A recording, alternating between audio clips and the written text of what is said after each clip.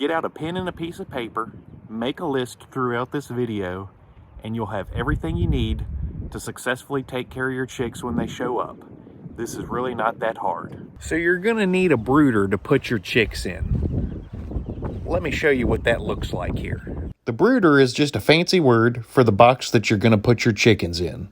This will be the home that they have for the first several weeks of their life, and the pretend farmer has his out in the run.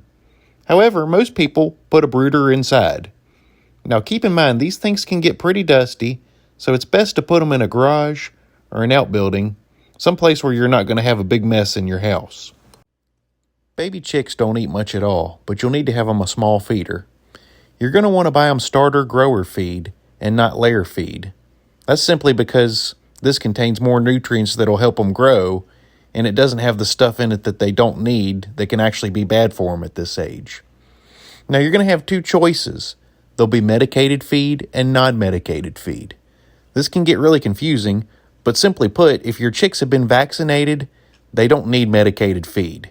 It's not going to hurt to feed it to them, but they don't need it. And honestly, if your chicks have not been vaccinated, they still don't need medicated feed.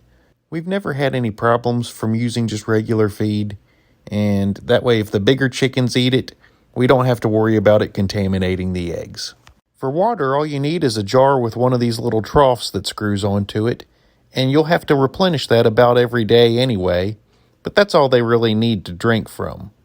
It gives them plenty, and it'll stay fresh if you do this daily. The reason Pretend Farmer has two is because we're running a really large-scale operation here. You'll need to have some sort of bedding down in the bottom of your brooder. We use pine shavings here on the Pretend Farm. It's easiest just to replenish them about every 5 or 6 days by adding a fresh layer over top of the old ones.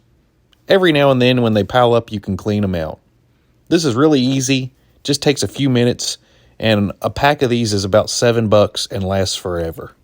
After just a couple weeks, your chicks will be trying to fly out over the top of your brooder, so you'll need to have some sort of screen or cover to throw over it to keep them contained. Now inside, I would recommend going with a screen, but honestly, outside, they need a protected solid cover to keep rain and snow out. So we went with a tarp that's draped over a PVC grid.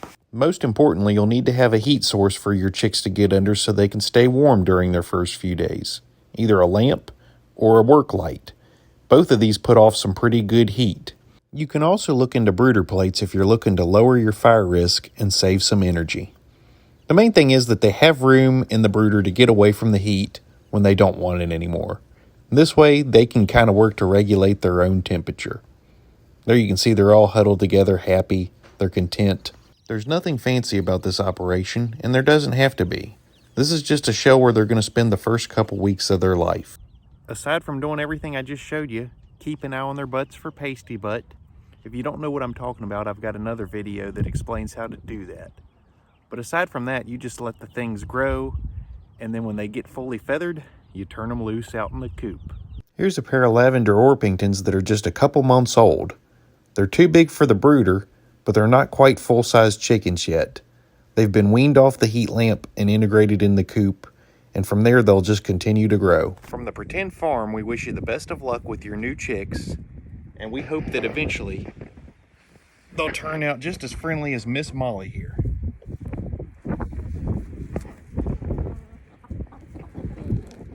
Hey, Colonel.